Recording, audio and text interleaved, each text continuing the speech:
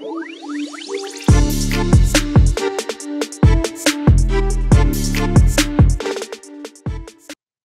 everybody and welcome back to Sweet and Sour Soccer, and it is another week of Premier League predictions. Guys, I want to get this bit out of the video out the way before I jump into my predictions, because for those of you that are keeping up with the league, me taking on James, it was a bad week for me last week. Only before the international break, I only scored 3 points. James scored 12, which means he's now got a 15-point lead in this.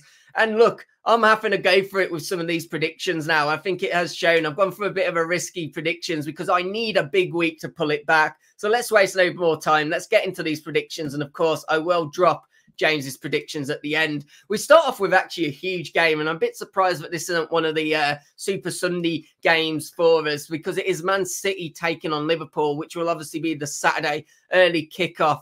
And a lot of eyes have been on City after Everton's points deductions, because people are starting to wonder, well, if that's Everton's punishment, what is Man City's going to be? People even speaking about whether they're going to be stripped of their titles, etc., etc. But they've got to focus on this season, because they've got a number of teams breathing down the necks, looking to take that top spot. And one team that can do that this week, if they get a good result against Manchester City, would be Liverpool. Liverpool, for me, haven't really been spoke much about in the title charge. I don't know whether that's because, you know, on the surface, it didn't look like they had a very good transfer window until maybe the end. But it does look like, you know, watching them, they're a really good attacking team. They've got a lot of talent, and it'll be interesting to see if they can challenge City for the title this season. And they've got a good and a hard task against them, though, taking on this Manchester City team at the Etihad. But for some reason, I believe Liverpool are actually going to get the win here. I'm going to go Liverpool 2, Manchester City 1 in this one.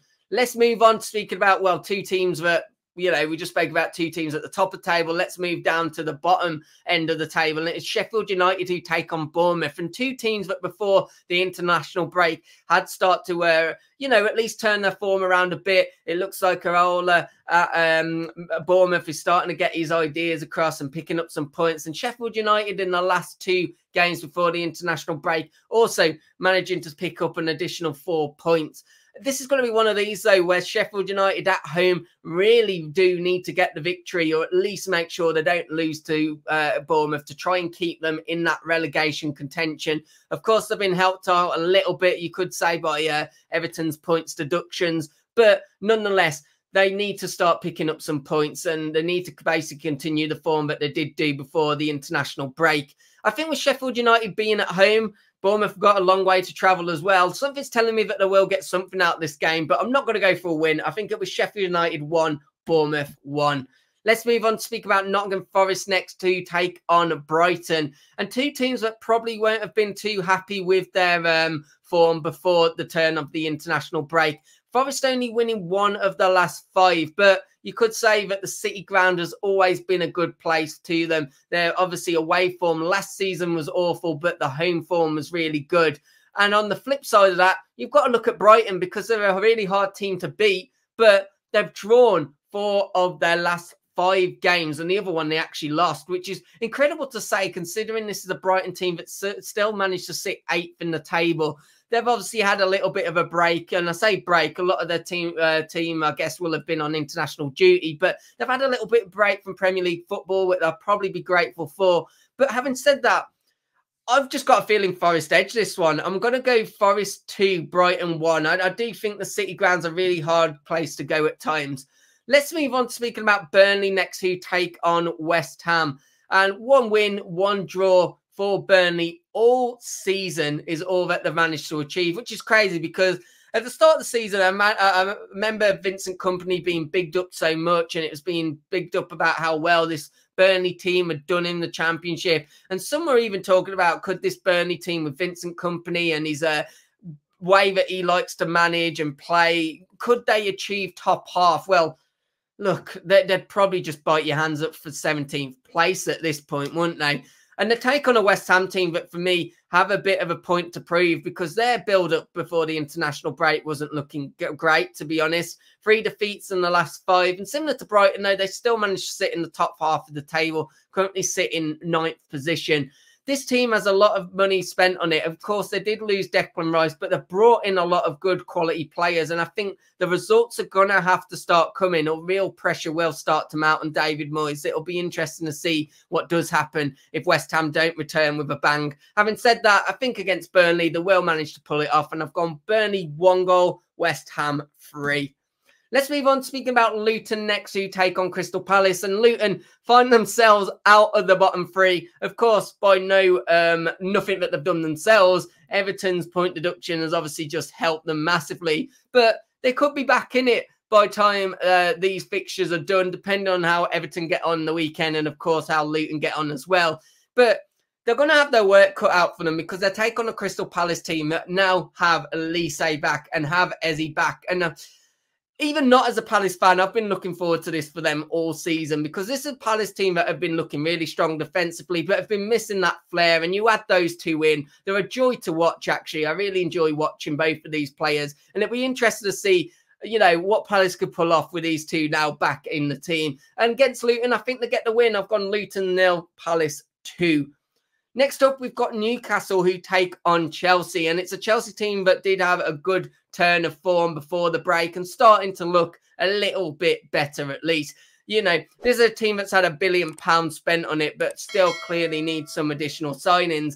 I think it will help when Nkunku comes back to give them that real either attacking middle striker. But on top of that, I think they still need a real big money big name striker, don't they? But currently they're sitting 10th position, and I do expect them to continue probably to spend and also climb the table. They take on a Newcastle team that, well, let's face it, if this is the prime Newcastle team, would cause massive problems to Chelsea. But this is a very injury hit Newcastle team. They've lost a lot of players, and I think they could go through a bit of a period where they do struggle. And I think for that reason, something's actually telling me that Chelsea will get the win in this one. I'm going to go Chelsea 2, Newcastle 1.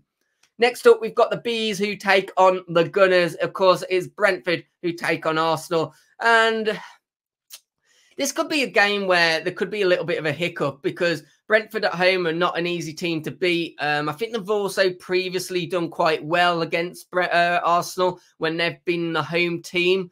And Arsenal, it's been an interesting couple of weeks for them, hasn't it? With everything about Aaron Ramsdale. We've had him coming out speaking on podcasts, his dad making comments about how he's been treated really unfairly. And, you know, it does make you scratch your head about why this has all been done. I've said before, I like Arteta, but I just think he overthinks at times. And I do wonder if that was a situation where, once again, he did overthink it, thinking he needed to replace Ramsdale. Oh, I don't think there's a fat lot between the two keepers. I wouldn't really say that the keeper hasn't really replaced Ramsdale well. Then you got a guy coming in, of course, he did come from Brentford. But when we look at this game in particular, I do think that Brentford will put up a good fight. But I think Arsenal will get the win. I think it'll be a close game, but then Arsenal will get another late goal to make it Brentford 1, Arsenal 3. Next up is another team that are actually hit by a number of injuries, and a big one in James Maddison. It's Spurs, who take on Aston Villa. And, you know, I think, again, the injuries could make a big impact in this one. We're seeing so many injuries in the Premier League this season, and people have been debating online why that might be. Is it the case of VAR with the long stoppages? Is it maybe other reasons about how many games of football these players are playing? There's a whole lot of reasons that it could be. But regardless, Spurs have got to try and get a result against a very good Aston Villa team. Now, of course, Aston Villa's team is form, I should say, is better at home. But having said that, it's been pretty good on the road too. They do need to improve on the road, and I think this against Spurs will actually offer them a really good chance to go for it. And I think they will get the win, Villa. I honestly do. I'm going to go Spurs 0, Villa 2. Let's move on to, well, this is going to be an interesting game, actually, just because of everything that's been happening. Obviously, Everton, FFP deduction, 10 points lost. How are they going to react to that? The main thing for them is that they've picked probably the best season to do it, because a win would get them out of the bottom 3, which is just crazy to say, considering they've had 10 points deducted at this point in the season. It does show how weak the bottom 3 have actually been this season. And I at Goodison think this is just going to absolutely rally up the crowd. I think they're going to be heavily behind the team, heavily behind Dyche. He's been doing quite well with them actually recently. And I want to see the team really go for it as well. And I just have a feeling there'll be a big collective come together when we see this game. And I take on a Manchester United team who, let's just be honest, are not a unified unit. And I haven't got that much quality. I keep saying this with United. At the moment, I look at that team and I think they need a lot spent. That team is really not good. And I think for that reason, I'm going to go for a bit of an odd result here, or at least go against the grain. I'm going to go Everton 2, Manchester United 1. I think they'll have a real fight, Everton. And last up, this is a Monday night game. Look, guys, I'm a Wolves fan. I don't know why this is like Monday night football. Why is it on the telly? Fulham taking on Wolves. Like, even I'm not that interested in this game. And I'm a Wolves fan that goes to, you know, every home game and away when he can. And even I'm like, Fulham, Wolves.